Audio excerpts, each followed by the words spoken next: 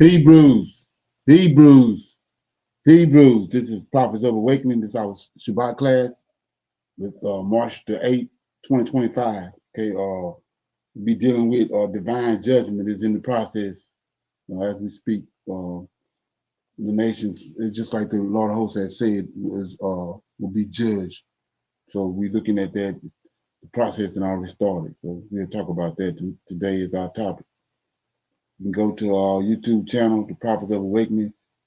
Check out our videos. We have over 1,000 or so videos. Examine the videos, get the meat out. And if you like what you're hearing and receiving, I'm asking you to like, share, and subscribe to the channel. It'll be greatly appreciated. And for those that want to support the channel, we have our Cash App at the bottom of the screen. For those that want to support the channel, help it move along. Okay. So with that being said, our hours of operation that we live Tuesday and Wednesday, 7 to 9. Then we have our men's advanced Bible study on Friday nights. That's from 7 to 9 Central Time.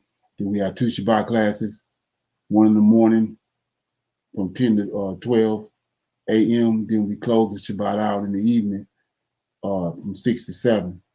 Then we have another class, advanced Bible class on Sundays at 5 p.m. in the evening, Central Time. And we have our women's advanced Bible study on Thursdays, every Thursday, and it's on our sister channel, which is Israel Wake Up. And if you want to view those videos from previous classes, they're on Israel Wake Up. So check that out. Okay. For those that don't know, this is a non-Messianic channel. We deal with the Tanakh and the Torah only. Tanakh being the Old Testament, so-called Book of Remembrance, and the Torah is the first 5 books of the Old Testament that was given to Moses by our Savior and our Redeemer, the Lord of hosts. Okay. Shalom and welcome to this channel, and welcome to our Shabbat class. Okay, we're going to do our normal, which is a moment of silence, Sabbath prayer, Psalms. Then we have some current events, some need to know information, and then we'll open it up for anybody with any questions or comments, or any dialogue. And then we'll go into the topic, which is divine judgment is in the process. And we'll pick a scripture before we close out for somebody, and then we'll break that scripture down. Then we'll close out. This moment of silence is for the Lord of hosts and all that he's doing to bring about our prophesied deliverance in these last days. Okay. O Lord, righteousness belongeth unto thee.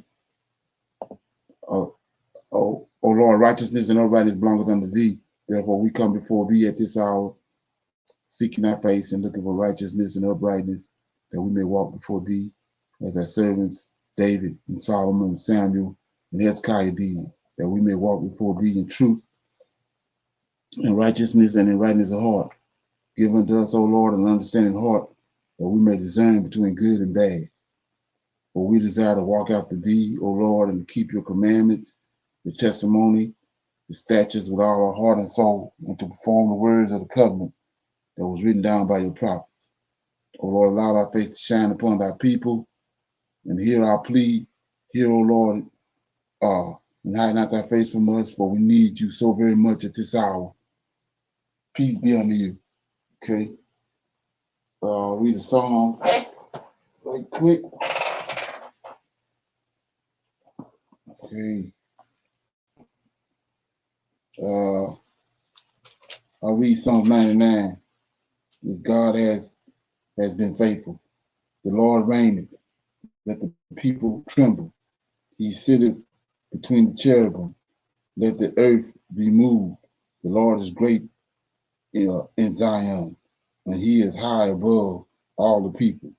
Let them praise thy great and terrible name, for it is holy. The king's strength also loveth judgment. Thou doest establish equity. Thou executed judgment and righteousness in Jacob. Exalt ye the Lord our God, and worship at his footstool, for he is holy. Moses and Aaron among his priests, and Samuel among them that called upon his name. They called upon the Lord, and he answered them. Okay. He spake unto them in the cloudy pillar. They kept his testimony and the ordinances that he gave them. Thou answered them, O Lord our God, thou was a God that forgave them, though thou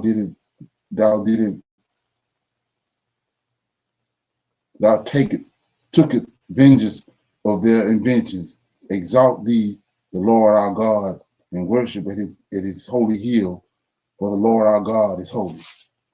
So, like I was saying before, you got a lot of people that are waking up now and they understand that they're Hebrew Israelites, but they don't understand the fact that they stop right there, not understanding that they've been given a false God, an idol, and they got to get rid of that idol.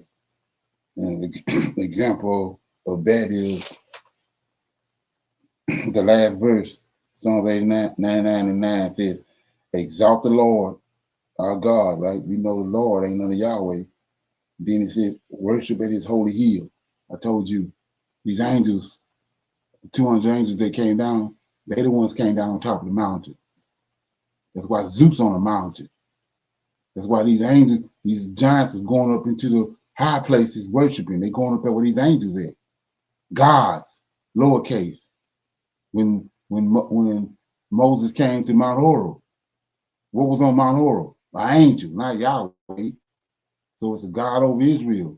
Go back to Tower of Babel, when the earth was divided up. So the earth was divided up by the 70 angels. And our God received Mount Zion, the Lord of hosts. Okay, and then it says, worship the Lord our God is holy, right? So what did the Most High do in the beginning? He created 7 angels, 7 holy angels. So it's an angel that's over Israel. The Holy One of Israel is 7 holy ones. The Holy One, Michael, the Holy One, is over Israel. So let's look at that right quick.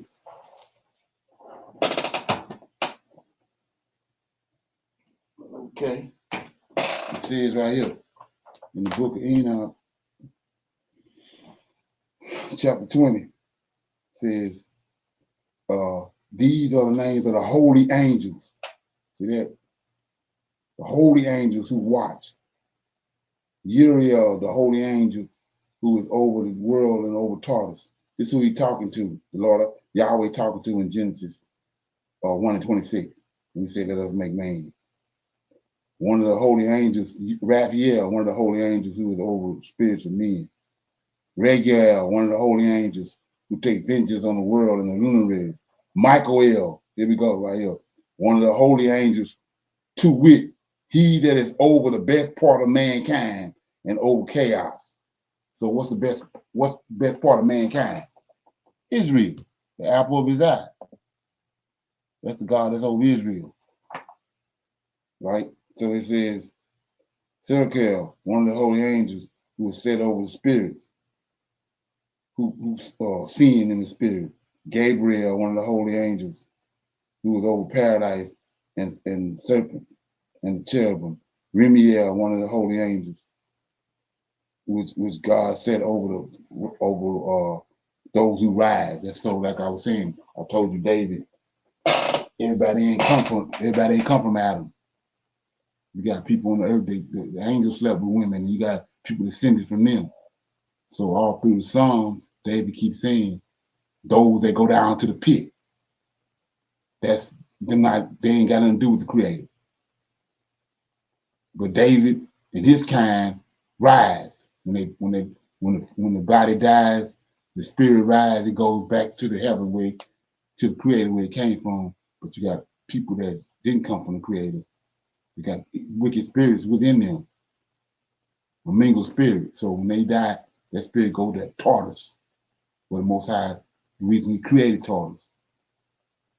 So right there, that understanding right there alone killed JC. And you'd be surprised once you remove him out the way, how the scriptures open up and the truth come forth.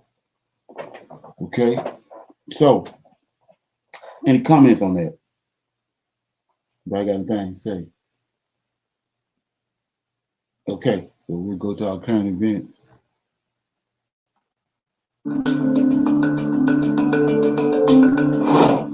President Donald Trump is dropping a bombshell on South Africa, vowing to cut all federal funding and rolling out the red carpet for farmers, fleeing what he calls a living nightmare. South Africa is being terrible, plus to long-time farmers in the country. They are confiscating their land and farms, and much worse than that. A bad place to be right now, and we are stopping all federal funding. To go a step further, any farmer with family from South Africa seeking to flee that country for reasons of safety will be invited into the United States of America with a rapid pathway to citizenship. This process will begin immediately. So he bringing in all the white folks and getting rid of all the people of color. He running them out of the country, but he bringing in all the white folks. Okay. Land confiscated, farmers on the run, and that cryptic, much worse than that. What horrors is the president hinting at? South Africa's been a lightning rod before. Remember the land reform debates, intensified by the recent Expropriation Act, signed into law, letting the government seize farms without compensation. It sparked global outrage, and Trump's fanning the flames. Now he's igniting that powder keg, promising a fast track to American citizenship for those escaping the chaos. White folks. On February 8, 2025, he froze U.S. aid over this very issue. And today, he doubled down, offering refuge to South African farmers. Is this a lifeline or a declaration of war on Pretoria? Last month, he hinted at the stakes. Several things are happening in South Africa. The leadership is doing some terrible things, horrible things. So that's under investigation right now. We'll make a determination. And until such time as we find out what South Africa is doing, they're taking away land, they're confiscating land, and actually they're doing things that are perhaps far worse than that. A nation teetering on the edge. Here's the gut punch. South Africa's been leaning hard on U.S. aid, pulling in nearly $440 million last year alone. That's a lifeline for battling HIV, where over 5 million depend on American-backed drugs, plus health clinics and jobs. Today's announcement slashes that entirely, with Trump citing the land seizures as his breaking point. So looking at that, what's the difference in back in the day, our forefathers, when time started coming around for us to be delivered, the Pharaoh told them to make brick without straw. So this ain't no different. Right here, what they doing? They turn around and he trying to intensify everything by taking away the aid. So just like I said, it's a mad circle when you're dealing with the Creator. You don't change. So we see the same thing that unfolded when we was delivered in Egypt. Same thing unfolding now. Okay. Any comments, questions on that? Yes, shalom, everyone.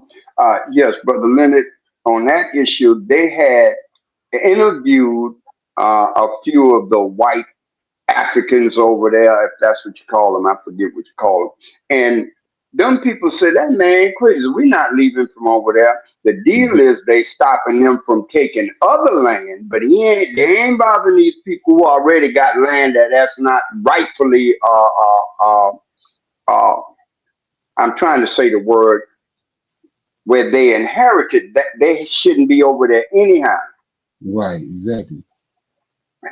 Exactly, right. And the thing about that is that he manufacturing that because he want to bring drama to South Africa. Like I said, when you go back and look at the rise of South Africa after they hooked up with bricks, and then what South Africa did they led the charge against Netanyahu at the criminal court, and so now he coming behind that, trying to clean all that up and call himself avenging what South Africa did to in the criminal court against Israel. But it ain't gonna work, like I said. Go ahead. No, sir.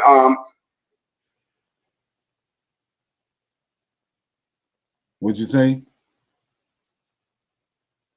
Yeah. Okay, I think something going on with your volume. Okay, yeah. So, anybody else got anything on that? Shalom. Is it safe to say that he's pointing fingers at the um, African leaders and things and talking about them, which his fingers should be pointing at him because he's taking away benefits, or he's saying things on his own country that he's doing to the people here in the U.S. with their farms, promising those things to those farmers, and having Elon Musk doing things with Doge. So he's doing the same thing he's saying that they're doing to those Africans there. And he just, talking out the side of his mouth, of his neck, talking out the side of his neck, saying these things of the Africans. I don't have their news, but I believe they may present what he's doing in the U.S., if I can say that. Right. Well, he number the lapdog, like I was saying before. When you understand the scriptures, everything written in red is an Esau wrote it.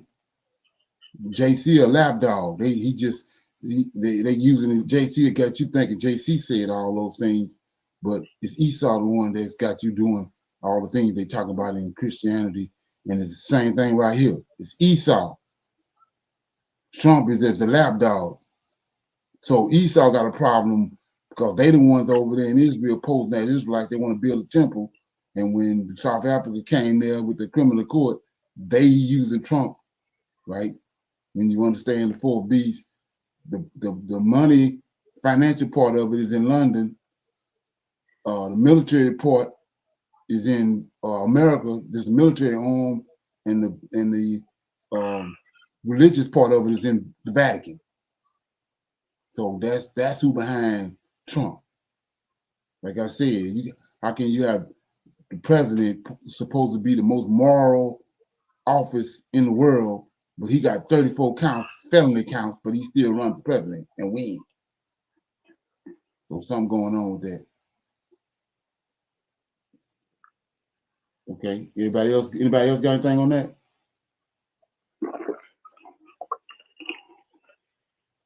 Okay, here we go. The 12 tribes of Israel vanished after their exile. So what if I told you they were never really lost? Ancient texts, DNA evidence, and forgotten prophecies suggest that the descendants of these tribes might still be among us today, hidden in plain sight. And what if you are a descendant of the lost tribes of Israel and you don't even know it? This video is about to shake your understanding of history. Before we dive into today's video, I have to start with a huge apology. In my last video, I told you that part 2 would be up the next day, but that never happened. I know a lot of you have been waiting, and trust me, I wasn't just delaying for no reason. I wanted to make sure this video had the most accurate and mind-blowing information possible. Now, in part 1, we uncovered how the 12 tribes of Israel split, leading to 10 tribes disappearing after the Assyrian invasion. But here's the real question. What happened after that? Were they completely wiped out? Or could they still exist today in places no one would expect? The answer might be more shocking than you think. Before we get into it, do me a favor. Like this video, drop a comment, and share it with someone who loves topics like this. That way, you both can dive into this mystery together. Before we dive into what people believe happened to the lost tribes, let's take a step back and understand why so many theories exist in the first place. Introducing the new high-strength bulletproof vest from Apex Armor.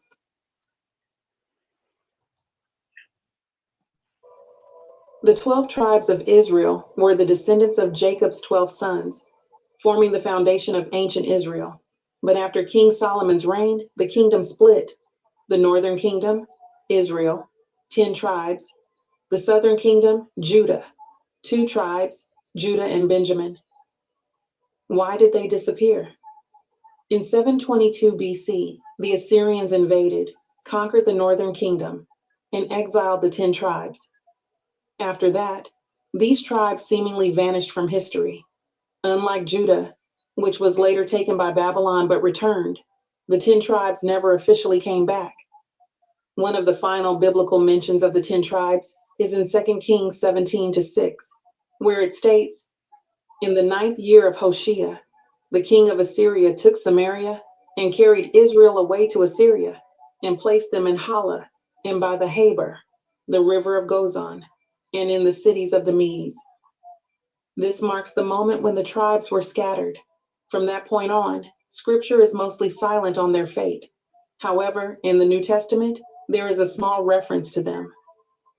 James 1:1 addresses his letter to the 12 tribes scattered among the nations, implying that remnants of all 12 tribes still existed in some form. So why are there so many theories? Because the Bible never gives a definitive answer on where they went. People have spent centuries searching for clues. Some believe they were absorbed into other nations, while others say they migrated to distant lands or even preserved their identity in secret. This mystery has fueled wild theories, and some of them might change the way you see history. So let's break them down. Before we dive into the search for the lost tribes of Israel, there's something major we need to address. Israel and Africa were not always separated as they are today. Many people don't realize this, but historically, the Middle East and Africa were geographically connected, forming what was essentially one continuous landmass. Today, if you look at a modern map, Israel is classified as part of the Middle East, separated from Africa by the Red Sea and the Sinai Peninsula. But thousands of years ago, these regions were part of the same Afro-Asiatic landmass. Geologically and historically, there was no major divide between Africa and what we now call the Middle East. The idea of the Middle East as a separate entity is a modern political and colonial concept that didn't exist in ancient times. While the region was once connected, natural changes and human intervention eventually divided what was once a single landmass. Scientists believe that millions of years ago, Africa and parts of the Arabian Peninsula were one landmass, part of a supercontinent called Gondwana. The Red Sea Rift began forming due to tectonic activity, slowly pulling the African and Arabian plates apart. Over thousands of years, this rift widened, creating the Red Sea, which now separates Africa from the land we call the Middle East. Now that we talked about the geographic info, let's dive into what people think happened to the original Israelites. Theory number 1, Nuin, where the lost tribes are located. The 10 lost tribes of Israel have been a mystery for centuries. While many believe they vanished after the Assyrian conquest, historical and cultural evidence suggests that these tribes migrated and integrated into various regions, especially within Africa. Many African traditions claim descent from the Israelites, with some tribes carrying striking similarities to Hebrew customs. Let's break down where each lost tribe might be located today based on African history and cultural evidence. 1. Tribe of Reuben, found in the Mandinka people of West Africa. The Mandinka, Manding people of Mali, Senegal, and Guinea have oral traditions linking them to Israelite ancestry. Notice what she said, Mali, like I was saying last night. That's the Mali Empire. That's where Mansa Musa came from. And Mansa Musa came into power because his predecessor, 200 and some ships, a whole bunch of gold and provisions, and crossed the Atlantic. That's why when Columbus came, that's why black folks was here. Them Israelites, they was all they ain't America ain't our homeland. 200 and some ships went over there, and they suppressed in that understanding of what happened. And so even when Columbus did get there, the villages that they saw was built just like the villages in Mali. It was the same people, Israelites. Okay. Any comments so far? Questions? Somebody got their mic open. I just want to say that the map of the DNA pilgrimage of our people lines up to what you're saying. It confirms it. Okay. Somebody mic open. Okay. Okay.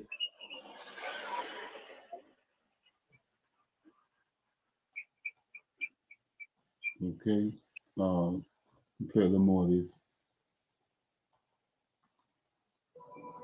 The Mandinka Torah tradition mirrors Levitical purity laws, and some clans practice circumcision on the 8th day, just as the Israelites did. The name Reuben is believed to have transformed into names within Mande culture. 2. Yeah, so let me deal with that right quick. It's important. So they keep on saying the lost tribes, right? And I was showing you how when the king of Assyria took the Israelites over there took them out of their land and took them to Assyria, okay, then the king of Babylon came, conquered that whole region. So the king of Babylon controlled the world at that time, the known world. He had 172 providences. So the Judah, the land where Israel was at, Jerusalem, that's a providence. Assyria is a providence, and then you had the southern kingdom in Shushan, that's a providence. So when Cyrus came out and made a proclamation that Daniel talked about in Daniel 9:25, he made the commandment. He said, all of Israel that want to go back to the land of Israel can go back. He's talking to all 12 tribes because he got control of all the 12 tribes. He got the southern kingdom in Shushan, right? And then he got the 10 tribes over in the Syrian province. And then he controlling the wicked feed, which was left in Jerusalem. He controlling them too. So all these provinces is controlled by Cyrus. That's the reason Cyrus was Mosai used Cyrus, because he controlled the whole known world at that time, and Cyrus the one gave the commandment for all of them to go back. A lot of them went back, but most of the 10 tribes, because of the drama that happened between them up until that point, they decided not to go back to the land of Israel. A bunch of them went to a place where they said they'll be able to keep their laws and statutes. So they went to the west coast of Africa. At that time in history, wasn't nobody existing over in the west coast of Africa. That's how big Africa is. So they went over there. So that rift, that's where the rift started with the African and the Israelite. The African said that Israel came into their land and started taking their land. So when the Europeans came there and the transatlantic, that's what started the transatlantic slave trade. Those African tribes wanted to get rid of the Israelites that had came there. They called them so-called invaders. So they opportunity presented itself with slave ships, so they start selling Israelites. The Arab slave trade and the transatlantic slave trade. And you have to understand that in order to understand what it is. So Esau, that's just like with JC, that's another hook he got out about the 10 tribes being lost, when you're not able to identify them. Okay. Any comments or questions on that? Okay. So with that being said, we got some need to know information right here. I thought this is pretty interesting. Let me get it. I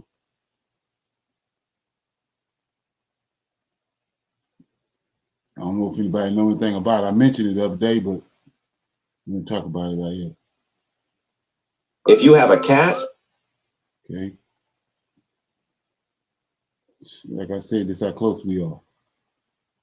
Of the day, and Carol, it's been quite a few. The vibe's really off. I don't know if it's because of the economic data, if it's because of the tariff discussions, or maybe just everything in between.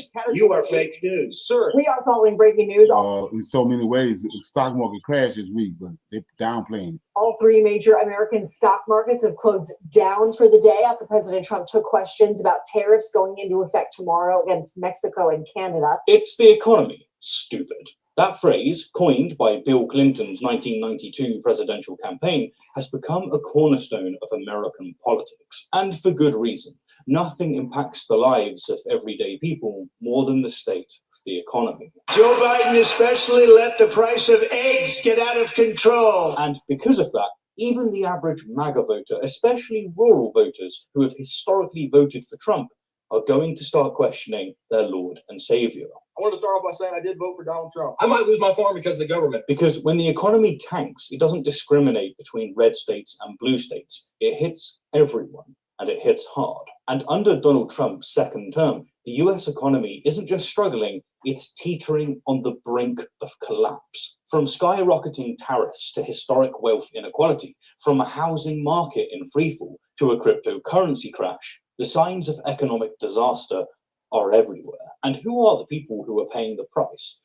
Well, it's not billionaires and it's not politicians. It's the average American.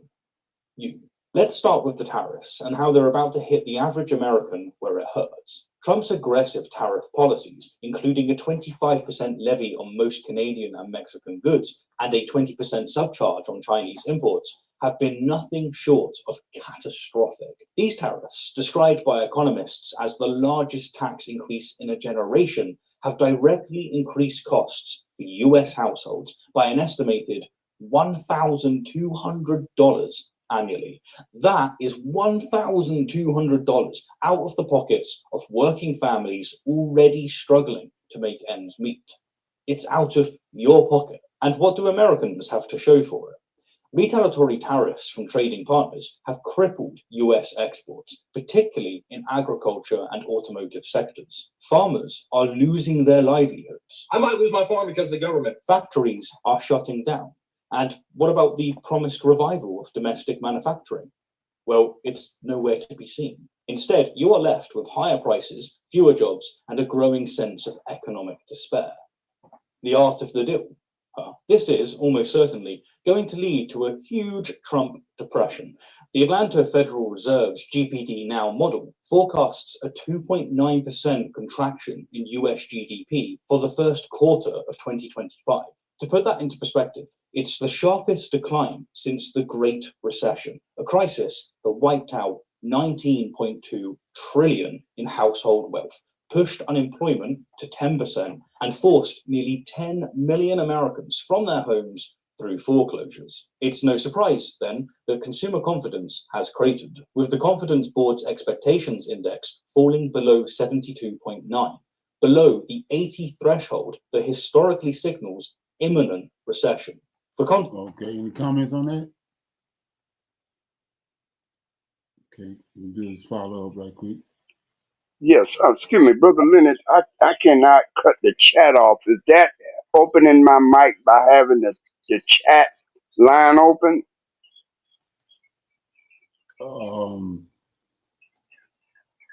You say what you mean the chat? Let me see. Right. Okay, I got mic, cam, chat, so the chat is, I can't get it off. I'm hoping my mic is not open through that chat. It's the mute button. Okay. There it is.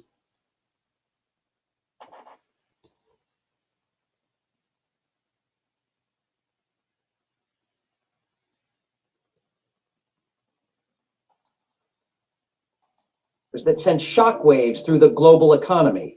March 4th, 2025, marked the official beginning of Trump's new trade war, but no one anticipated just how devastating it would be. Markets expected turbulence, not a bloodbath. Investors braced for uncertainty, but not catastrophe. Yet, as the markets opened, it became clear this wasn't just another political maneuver, this was economic warfare. The moment the opening bell rang on Wall Street, trillions of dollars began to disappear. Panic set in, triggering a sell-off unlike anything seen since the last financial crisis. And across the board, This is yesterday. America's closest allies struck back hard. Day one of Trump's trade war had begun. Before the markets even had a chance to adjust, the damage was done. Within minutes, Wall Street was in free fall. The S&P 500 nosedived 2% instantly, wiping out $3.4 trillion in market value in a single morning. Investors who had once celebrated Trump's post-election market rally now watched in horror as their portfolios shrank in real time. The sell-off wasn't just swift, it was brutal. The Dow Jones Industrial Average suffered one of its worst days in years, plunging 800 points as institutional investors dumped stocks at a frantic pace. Meanwhile, the NASDAQ Composite, once the backbone of America's tech dominance, officially entered correction territory, dropping 10% from its December peak. This wasn't a temporary dip. This was full-blown panic. And it wasn't just the stock market in turmoil. The CBOE Volatility Index, VIX, often called the market's fear gauge, spiked to its highest level since December 2024, signaling that investors weren't merely reacting, they were fleeing. The optimism that had fueled one of the longest bull markets in history had collapsed overnight. Yet the bloodbath wasn't random. It wasn't just high-risk companies that took a hit. It was the titans of American industry. Companies once considered unstoppable were suddenly in free fall. NVIDIA, once the golden child of artificial intelligence, saw a sharp decline as uncertainty loomed over US-China relations. Alphabet, Google's parent company, struggled to stabilize, while Amazon, once a symbol of innovation and dominance in global commerce, found itself unexpectedly vulnerable. Tesla, already grappling with supply chain disruptions, suffered one of the most dramatic losses of the day, crashing 45% from its late 2024 high. Investors who had once bet on Musk's vision were now desperately pulling their money out, fearing the worst was yet to come. Wall Street had placed its bets, believing Trump wouldn't jeopardize the economy that had secured his second-term victory. But by the time the markets closed, those bets were lost. Okay, any comments so far? I just want to say that the 1% megalomaniacs that are really running things, they're crazy by design. They know exactly how these tariffs work. They know how it affects the consumer. That's why they're gutting out all the programs and giving, like I said, last time it was $1.6 trillion that they gave themselves. And so they're gutting out all the programs on purpose because they know that we're teetering on collapse. And then you have King of England there talking about that we're coming into, what's that? What do you call that? The sabbatical year, the 49? Jubilee. Jubilee. So he's already claiming it. So, I mean, obviously everything is pointing to the fact that we are really teetering on collapse. Exactly right. And look at the players. They're Edomites. Like I was saying, they got an agenda. They at the point now they're trying to build this temple. And we already talked about King of England, right? Who is he? They supposedly are from lineage of David. The throne that's in England is the throne of David. When you let them tell it, Queen Elizabeth said that she is descended from the pharaohs and from the kings of Israel. So that take you back to Ptolemy, one of the generals from when Alexander died. The 4 generals, Ptolemy ended up securing Africa and went into Egypt, and he was the king of the south in Daniel chapter 11. Then he calls the Egyptians to make him a god, turn him into a god, which is Serapis. Then later on down the line, Constantine took that same Serapis. That's when they concocted JC at the Council of Nicaea. So this is a long process. These Edomites, they the bankers. They the ones concocting all this. And you understand who they are. Okay. Anybody else got any comments on that? And they bring it, like I said, it's not a coincidence. The temple coming into play and all this chaos going on in Israel. They are concocting it. But like I was saying, they don't understand. They ignorant because they don't understand that the Creator, that everything they using they borrowing it from the Creator. So you think the Creator can't manipulate the stock market? That's what they ignorant about. Shalom. Shalom, Brother Leonard. Yes, sir. I also wanted to mention, that SpaceX exploded. That's the second one.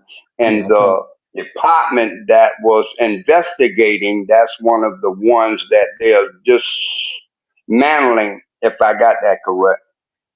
Right. Yeah, I saw that, and that's a sign too. Nobody paying no attention to that. Yeah, exactly. Okay, I'm gonna open it up for some Q&A. Anybody have any questions or comments about last night or anything, the women's line, and anything they want to talk about, chop up? Yes, shalom, Brother Leonard. I wanted before my phone started acting up. Um, some of the African presidents or leaders were hailing, they were saying they need to stop that aid. Now, I don't know if the situation with the other countries with the aids and all are the ones, not affecting the ones who are saying this, but they were saying that's a good thing. I'm just hoping with that comment they group together and cover that situation where we won't be dependent over there on what they've been given. Exactly, right. I mean, that's where I think where Tory coming in at because he's coming in now because of Burkina Faso is doing so good in so many areas. He's starting to supply a lot of these African countries with aid, and they don't like that. That's and on cost. So now it's really a call by the powers to be to try to do something to him. And I was talking about it last night. I think it was where it's like 67 different countries that sent troops to Burkina Faso to protect Tory. They're trying to do something to him. Matter of fact, I was watching this video where this guy from he's got to be special forces or some black ops or something, but he went into Nigeria posing as a businessman, but he was actually an assassin. I didn't really get a chance to finish watching it because I had to stop, but I'm gonna go back and check that out. So they uncovered it though. They uncovered what it was going on. They come to find out he wasn't no businessman. He was like I said, he was high up in the military, high up in black ops. I don't know if anybody else heard that, seen that? No, sir. I'm gonna take a look. Right, okay. Anybody else got anything, questions or comments? Yeah, so check this out right here. I thought somebody got something, go ahead. No, I'm just wondering how many attempts they've already made, because as far as I stopped counting, I think 19. after like 12. Oh, 19. 19 now? Yeah, Yeah, I mean, I really believe the Almighty's protecting this man, because I can't imagine that this country, who are famous and executing, these types of events, that they have been unable to in a place that they think that they're beneath them. So, that the Almighty has to be protecting this man. exactly. Right. And like I was saying, when you go back and do the homework, the history on that, the Mossad out of Israel, that's an assassin group. And then not talking about all the SEAL teams and everything, all these black op groups they got in America, but which callers they high up on the list for going in and doing assassinations is Mossad. Okay. But yeah, anyway, I thought this right here was pretty. This is another sign to me. Let's look at it. Okay. All right, so you're saying some very, interesting things, man. You elaborate on a lot of things that people need to hear. Especially our people need to hear it. Not just our people, but just people in general who want to deal with farming and want to go in that direction. organic. You know, this is very important. Let me ask you this. Okay, so this. Do you think the children of Israel will be able to come together with our different doctrines, you know, to formulate a declaration amongst us to where we will eventually be recognized as a nation that has our own farming, that has our own, you know, medical institutions, our own school institutions. You know, do you think this can happen? You know, for those that want to come together as Hebrew Israelites, do you think this can happen? Well, first of all, I think it's prophetic that it does happen that we all come together because, you know, the first part of the resurrection is the great awakening. It's a dreadful awakening. And when you talk about a dreadful awakening, it means that you're like frightened to realize who you are. So all people been frightened up. So that's the first section of it, you know. And the first part in terms of that, you know, everyone is awake. Look, I'm really Israel. This Bible is my story, you know. This is who I am. You know, and my father is David. My father is Jacob, you know. So I mean, waking up and know when you begin to look beyond just the dreadful awakening, it's no you begin to, because first there was an identity crisis. So we got past the identity crisis, realizing who we are, and then we have to get into some redemptive knowledge. And this is some of the things that our spiritual leader who took us to Israel back then, Benjamin, he operated quite a bit underneath of redemptive knowledge. And this redemptive knowledge takes us into the cycle of a constant ascension, where all people are ascending and evolving. So I'm saying, no, beyond recognizing who we are. And I mean, when we say doctrines, because I'm so, I mean, people think religion, when you say the word doctrine, I think the common consensus we need to be about life. So when we are united on life and life principles, that takes us outside the realm of differences because at the end of the day, there are only two forces vying for the force of two forces vying for men on this planet, vying for the lives of men and women, and it's either life or death. This frequency, and we cannot continue to allow ourselves to dwell in the first stage of the resurrection, which is the dreadful awakening, because then we wake up and we're ready to fight. You know, because we've been put to sleep. I mean, it's Ezekiel 37, and he talks about. So, like I said, yeah, we waking up, find out who we are, but they thought they got a net thrown over our head when it comes to who our God is. So that phase is over with. You got people still caught up in it. But the thing is once you find out you're Israelite, you got to find out now who your God is. And so, like I was saying, these people are already got all these obstacles in place. JC, one of them. Like I was saying, the law, they wanted you to think the 10 lost tribes, they was lost. Then they bringing up all these Boule Negroes, bringing up all these whacked out ideologies like America is our homeland and all this stuff. All that is planned and plotted by Esau. And so that Israelite, just like when the sea turtle comes to shore off of the sea and plant all their eggs on the shoreline, and then when the eggs hatch, some of them ain't gonna make it to the water. It's some that's ordained and anointed, they're gonna make it to the water, but everybody ain't gonna make it to the water. So we got a lot of people waking up, but they getting caught up in all this drama that's going on, being cyborg. Like they can't, don't have the evidently the mental capacity to get past it. The creator, he got people and he got resources in place to help you get past it, but they're getting caught up in these camps. They're getting caught up with these whacked out pastors and all that. They're not understanding that all those are traps that Esau been set in place. Any comments? Questions? I just want to say something that we shared yesterday. Remember when we were looking at the DNA map and how amazing that it lines up exactly with what the Almighty said concerning Rebekah's two children, Jacob and Esau.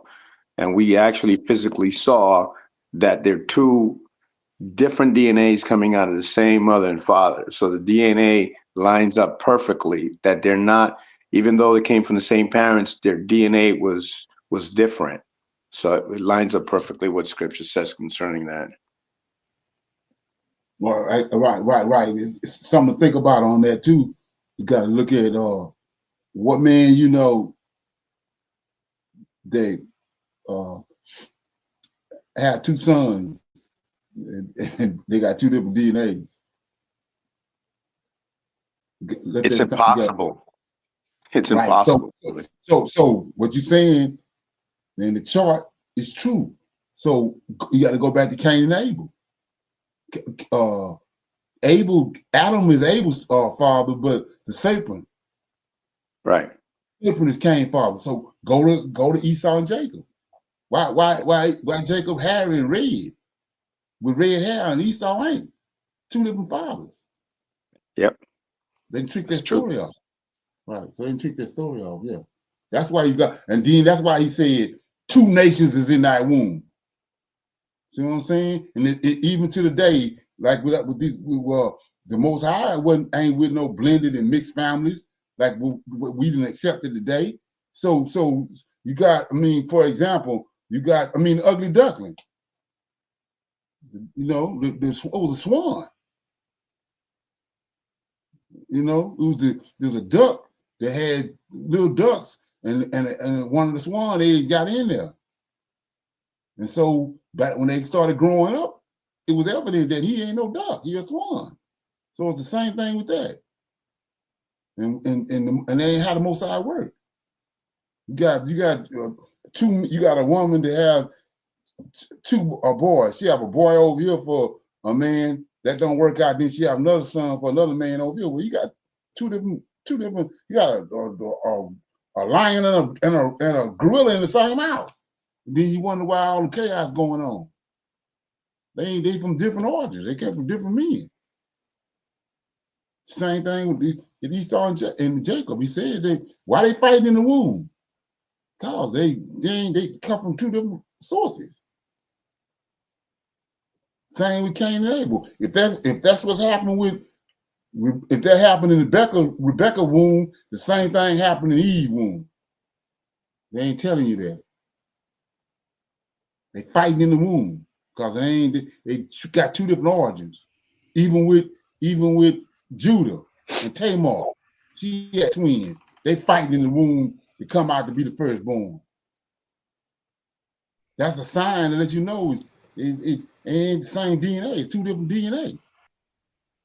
Somebody got any questions? Comment. Shalom. Does the mother have anything of her father DNA in her? Does that have anything to do with it? Even though she's having children from one person, does that her lineage does not play a part in that?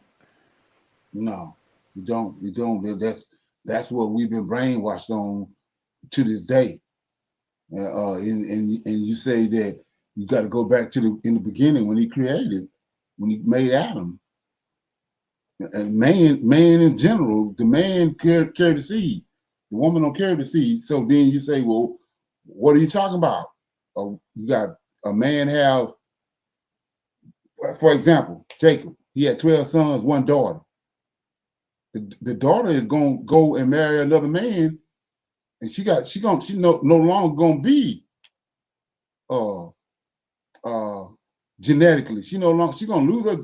She's gonna get lost in the genetics because she got to go and with another man. She gonna have seeds for him and continue his seed line on.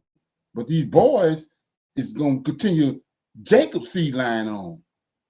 That's the reason why the woman goes and takes the man's name. The man don't take her name because he the one got the seed. The seed line gonna carry on through him. He has the semen. It's the reason they're doing that. Right.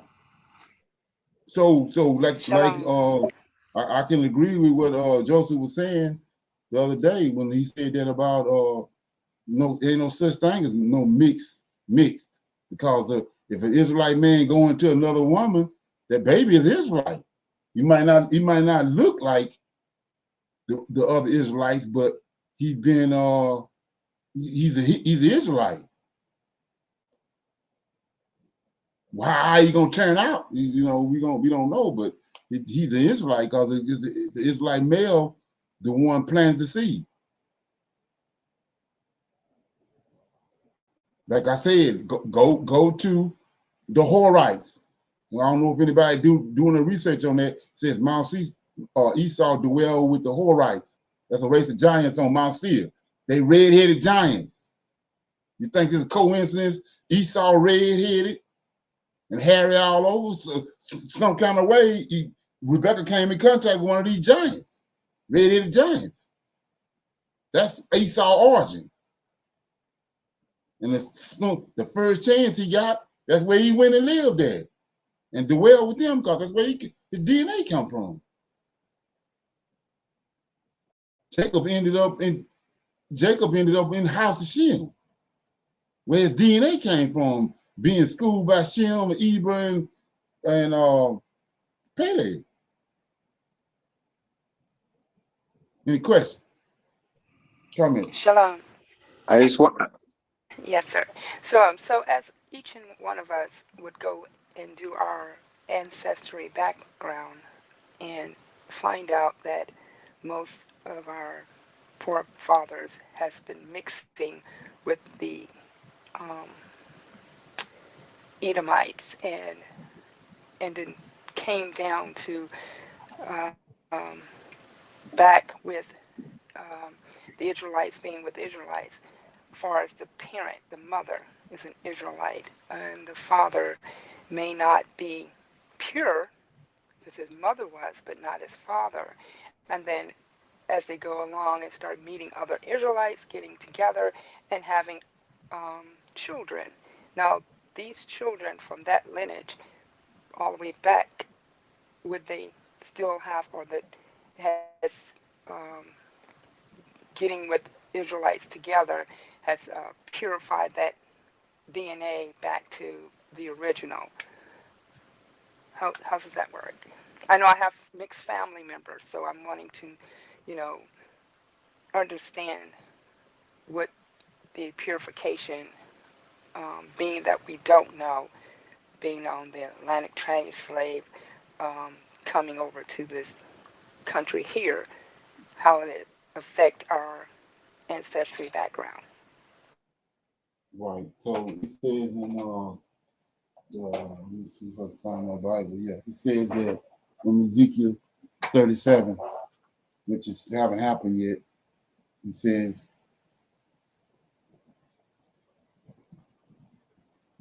Ezekiel 37 says, and like I was saying before, when you're trying to figure out who the creator is and Israel and all that, we know it ain't JC because he can't do this right here. So in Ezekiel 37, he says, verse 22, and I will make them one nation in the land of Israel upon the mountains of Israel, and one king shall be king over them all, and they shall no more have two nations, neither shall they be divided into two kingdoms anymore. Now here you go. Neither shall they defile themselves anymore, right? With their idols or with their detestable things, nor with any of their transgressions. Here you go. But I will save them out of all the dwelling places where they have sinned, and I will cleanse them. That's how the blood get. That's how the blood get straightened out right here. I will cleanse them, and I will cleanse them, and so shall they be my people, and I will be their God. And David, my servant, shall be king over them all. And I shall have one shepherd, and they shall also walk in my judgments and my statutes. So he the one cleanses. It says pure water is going to flow into Jerusalem when the Lord of hosts comes back and temple and all that is restored. Pure water is going to come into Israel, and when people drink that pure water is going to cleanse us and return us back to our rightful DNA, whatever you want to call it. And like I said, you'll be marrying, just like he says in the third or fourth generation. It cleanses. You be cleansed because you're no longer marrying outside of Israel. You're marrying Israelites. So in the process of time, Israel is cleansed. Okay. You can go to Leviticus too. It talks about how to cleanse it, how a person is cleansed too. In Genesis 15 with the Amorites, he says after the third or fourth generation. And that's what he's talking about. It's the DNA.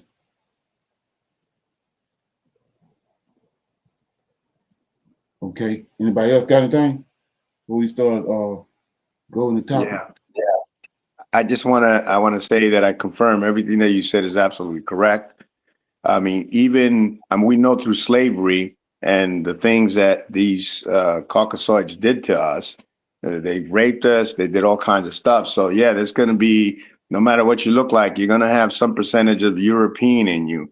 But like he says, as you're marrying your own people from one generation to the next, it corrects itself.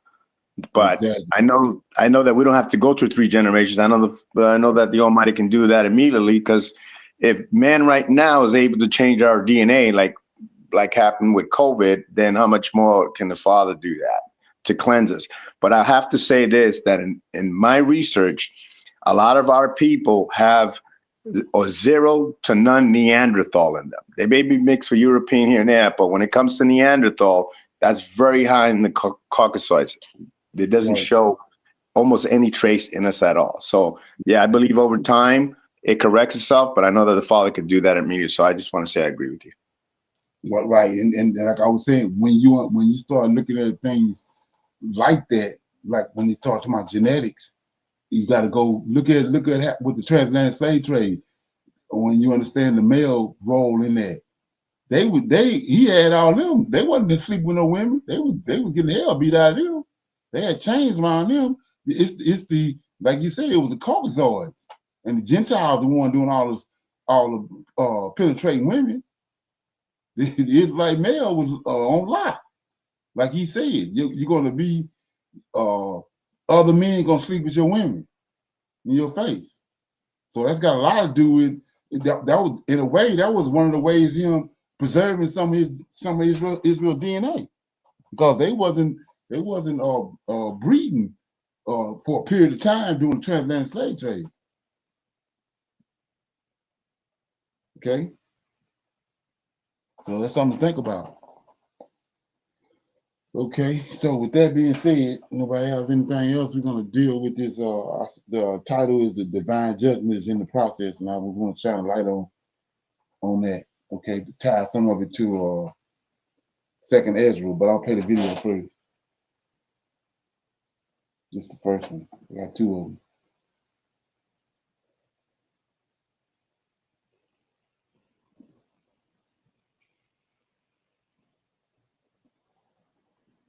There's one single video that's responsible.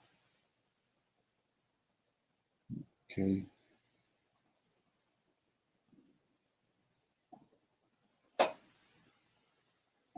Extremist ideologies emerging from both the far right and left. There we go. This Japanese trick with orange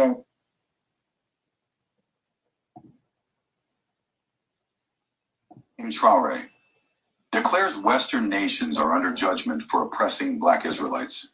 Throughout history, empires have risen and fallen, but few have wielded as much influence as the Western powers of the modern age.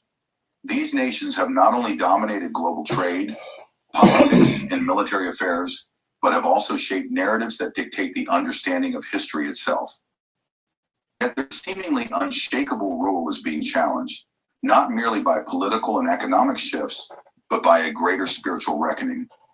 Ibrahim Traore, the revolutionary leader of Burkina Faso, has delivered a powerful message.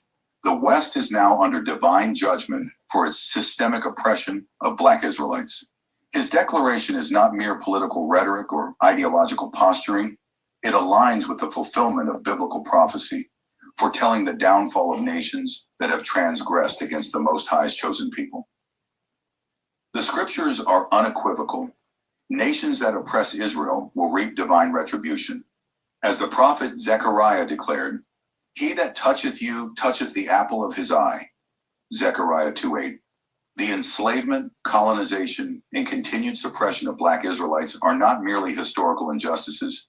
They are direct offenses against the Almighty Himself. Exactly. From the transatlantic slave trade to the systemic racial discrimination of the present day, the Western world has sustained its dominance by exploiting those whom God has called His own.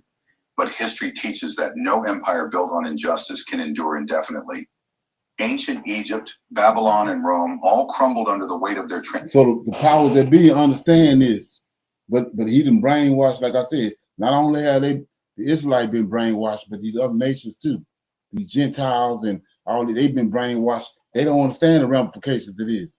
The very people that you cheering on, talking about you trying to keep them so oppressed, you not understanding. You just are stacking up judgment and punishment on yourself when they do come. They don't understand that the powers that be do. That's why it's no remorse. And now when it comes, there's no remorse. Judgment upon the West are undeniable. For centuries, Western powers have engaged in the suppression of Black Israelites, ensuring that their divine identity and historical significance remain obscured. The transatlantic slave trade, which forcibly uprooted millions from their homelands, was not merely an economic enterprise. It was a deliberate attempt to strip a people of their heritage, their faith, and their connection to the Most High. European colonizers further compounded this oppression by imposing foreign ideologies, dismantling indigenous spiritual systems, and enforcing doctrines that erase the true origins of the Black Israelite identity. Missionary campaigns, cultural assimilation policies, and racist pseudoscience sought to relegate an entire people to the margins of history. In the Americas, the suppression continued under the guise of democracy and civilization. Exactly. The institution of slavery was followed by Jim Crow laws, sharecropping, and mass incarceration, systems designed to perpetuate racial subjugation under a new name. Black Israelites, descendants of the biblical Hebrew people, were denied their rightful identity and forced to accept a Eurocentric religious and historical narrative that erased their divine legacy.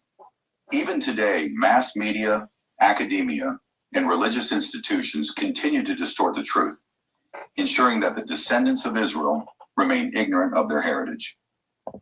Yet despite these efforts, the truth has begun to emerge. The modern awakening of Black Israelites across the world is not coincidental. It is a prophetic fulfillment. As Isaiah prophesied, and it shall come to pass in that day, that the remnant of Israel shall no more stay upon him that smote them, but shall stay upon the Lord, the Holy One of Israel, in truth. Isaiah 10:20. The very forces that sought to erase the Black Israelite identity now find themselves in decline. In other news, Louisiana residents are going to be happy to hear. Okay. While the oppressed are rediscovering their divine inheritance. One of the most visible signs of the West's impending downfall is its economic instability. The United States, once the undisputed global economic leader, now grapples with unprecedented financial turmoil. Right. Trillions of dollars in national debt, inflation crises, and growing wealth disparities indicate that the very foundation of its prosperity is crumbling. Europe, which for centuries enjoyed economic dominance, now faces energy shortages, declining birth rates, and social unrest. 3. Ibrahim Traoré declares that reparations will not be enough. The West must face biblical judgment. For centuries, Western nations have sought to downplay their historical crimes through symbolic gestures, issuing apologies, establishing commemorative days, and in some cases, offering financial reparations. Yet these attempts are mere drops in an ocean of injustice. Ibrahim Traoré asserts that such half measures are woefully insufficient in addressing the atrocities committed against Black Israelites in Africa as a whole.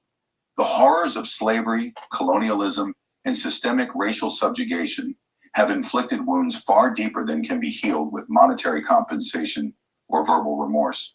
The West amassed its wealth through genocide, land theft, forced labor, and economic manipulation. To assume that a few $1 billion in reparations or a carefully worded government apology could right such immense wrongs is both naive and insulting. Black Israelites in Africa demand full restitution, and divine justice will not be satisfied with anything less than the complete overturning of the oppressive systems that have governed the world for centuries.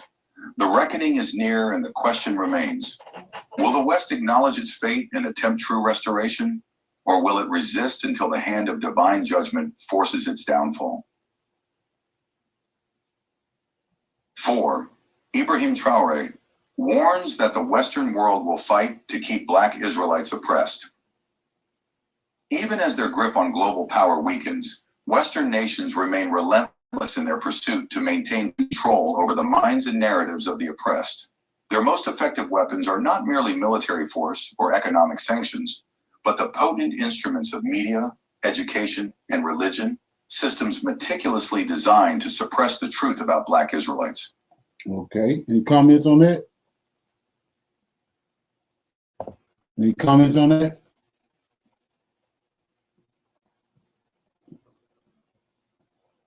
Okay, yeah, so with that being said, notice how they keep going bringing up Abraham Traoré. So what they did for me was, took me to Second Ezra, right?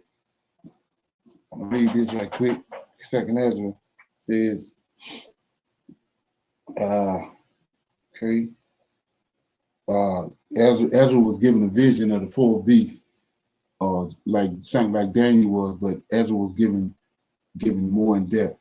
So it says right here in the vision, when he had a vision, it says, "Being I heard a voice saying to me, look before you think about what you see. And I looked, and behold, what seemed like a lion rose out of the forest, roaring, and I heard how he uttered a man's voice to the eagle. And he spoke, saying, listen, I will speak to you. The Most High says to you, are ye not all left of the four animals that I made to reign in my world, so that through them the end of my times may come, and you are the fourth to come, and you have conquered all the animals that are past, and you have held the world in subjection and in great terror, and the whole earth with harsh oppression, and you have lived so long in the world with deceit, and you have not judged the earth with truth. You have persecuted the meek and hurt the peaceable. You have hated those who tell the truth, love lies, and you have destroyed the dwelling of the fruitful, and torn down the walls of those who did you no harm. And your insolence has reached the Most High, and your pride, the Mighty One. And the Most High has looked at his times, and behold, they are ended, and his ages are completed. Therefore, you will surely disappear, you eagle, and your dreadful wings, and your wicked additional wings, and your malignant head, and your cruel talons, and your whole worthless body, so that the whole earth may be freed from your violence, and be refreshed and relieved, and hope for justice and mercy of him who made her. Right, so we see right there, that was the vision he seen. Then he got the understanding of it. He says, let me get it. Yeah, here you go. It says, and as for the lion that you saw rousing out of the forest and speaking to the eagle and rebuking him for his wickedness and all the words that you have heard, he is the anointed one whom the Most High has kept until the end of days, who will spring from the prosperity of David and come and talk with them, and he will charge them with their ungodliness and rebuke them for their wickedness and reproach them to their faces with their transgressions. For first he will set them alive before his judgment seat, and when he has rebuked them, he will destroy them. But my people who remain, he will mercifully set free, who remain in my borders, and he will make them glad until the end comes, the day of judgment, of which I told you at the beginning. This is the dream that you had, and this is the meaning. Okay?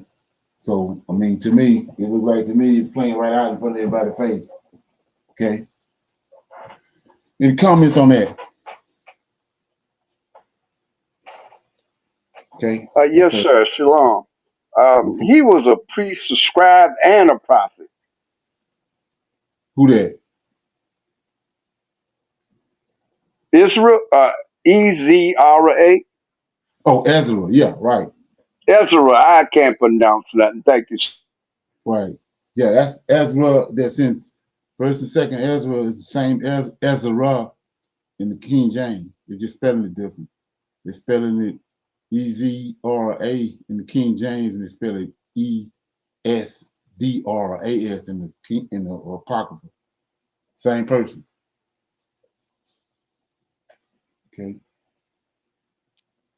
Yes, sir. And they're closely aligning his writing with Nehemiah. No.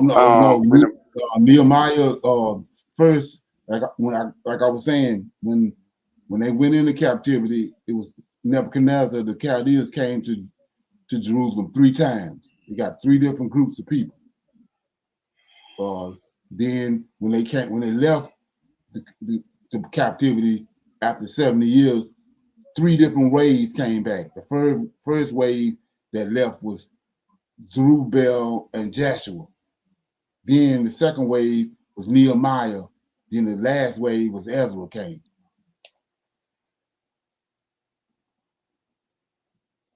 Okay. Thank you, sir. All right. Year curse on Black Israelites. For centuries, the Vatican has been the guardian of some of the world's most closely guarded secrets. Ancient scrolls, sacred artifacts, and hidden manuscripts fill its vast vaults, containing knowledge that could shake the very foundations of history. But now, in an unprecedented move, Italy has unveiled a revelation so earth-shattering that it challenges everything we thought we knew about biblical prophecy, world history, and the fate of a people long erased from mainstream narratives. The Vatican has disclosed ancient texts confirming a chilling truth. The Black Israelites, descendants of the biblical Hebrews, have been under a divine curse for the past 2,000 years. This revelation directly aligns with the suffering, oppression, and displacement that these people have endured across the world. From the brutal transatlantic slave trade to systemic racism and economic disenfranchisement, the prophecy described in the book of Deuteronomy appears to have played out with haunting accuracy. For centuries, scholars have debated the meaning of Deuteronomy 28, a chapter that details both blessings for obedience and curses for disobedience upon the chosen people of God. Now, Italy's leading religious scholars confirm that this passage was not merely metaphorical, it was an actual, lived prophecy affecting real people. But why is this revelation emerging now? What does it mean for the modern world? And most importantly, what happens next? The truth is finally coming to light, and this is a conversation the world can no longer afford to ignore. If you want to stay informed, dive deeper into these revelations and be part of this groundbreaking discussion, subscribe to the channel and leave your thoughts in the comments below. Let your voice be heard as we uncover history, challenge false narratives, and seek the truth together. 5 signs your pineal gland is calcified and blocking your connection to the universe. Scientists at Stanford Research Institute have made it.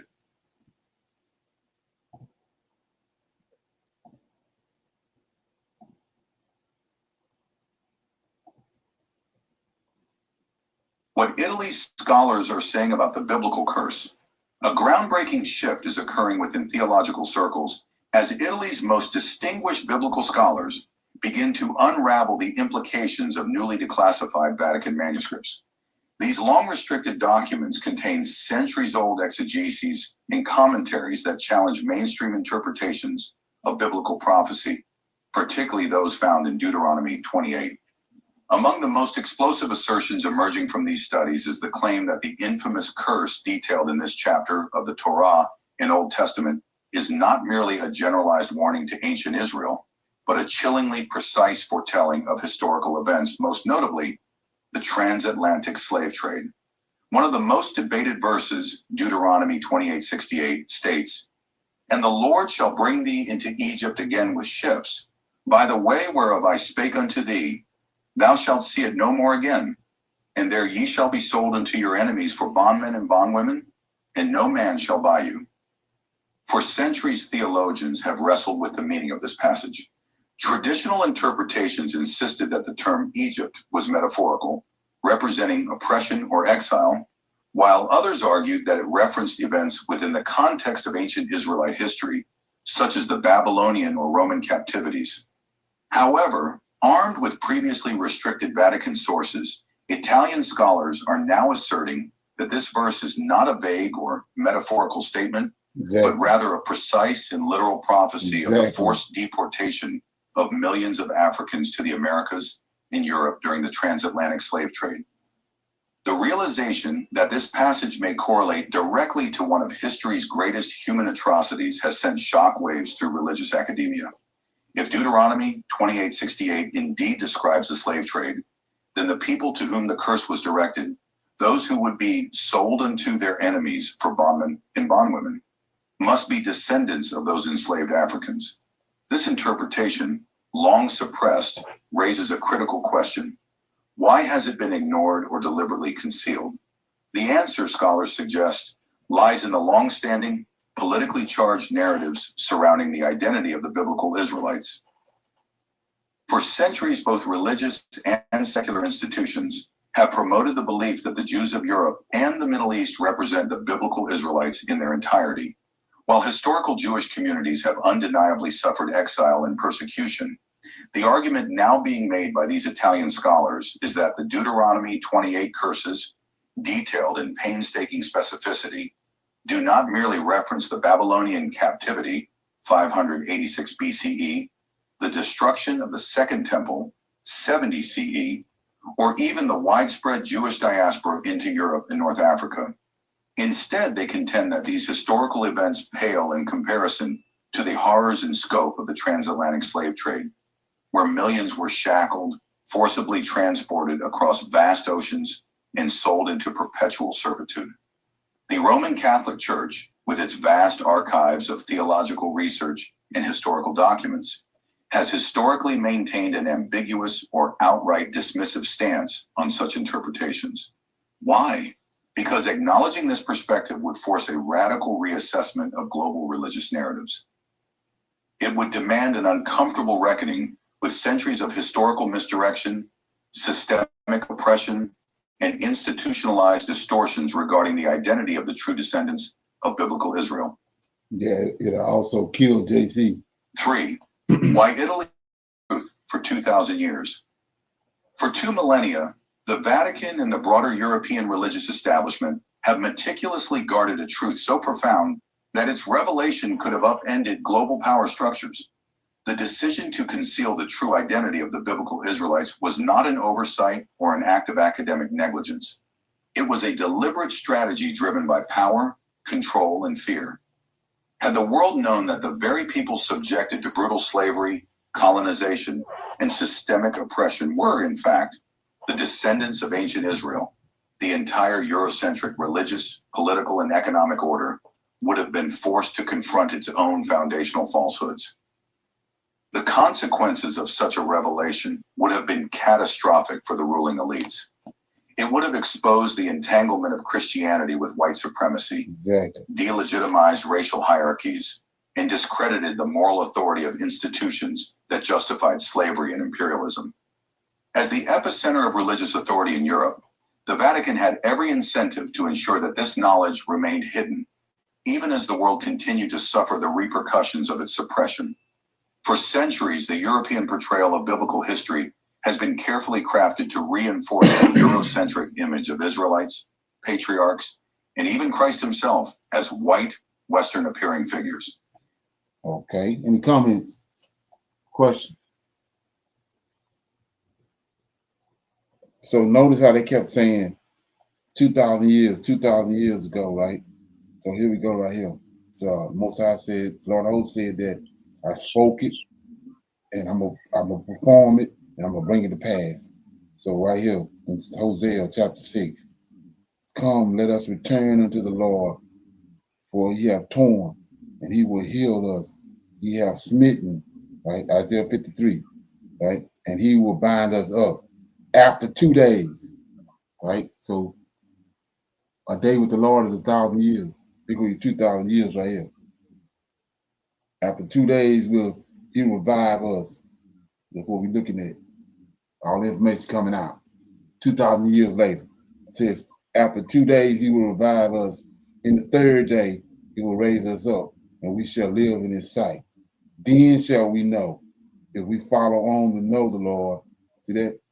Notice this right here. Then shall we know, if we follow on to know the Lord. Not know who you is, like I said. We didn't woke up and found out who we are, but the task is to find out who your God is.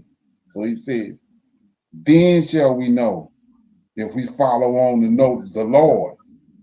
His going forth is prepared as the morning, and he shall come unto us as the rain, as the latter and the former rains unto the earth. Okay. So with that being said, any comments or questions about anything before we close out?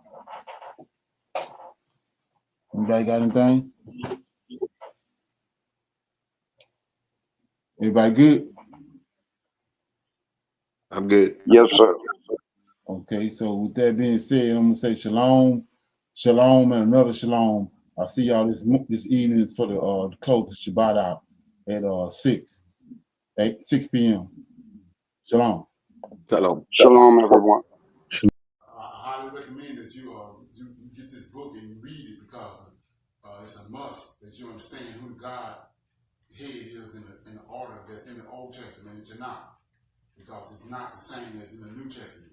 And when you read this and you get an understanding, then the scriptures open up and then you begin to understand. So I highly recommend that you get this book. It's the Elohim of Israel.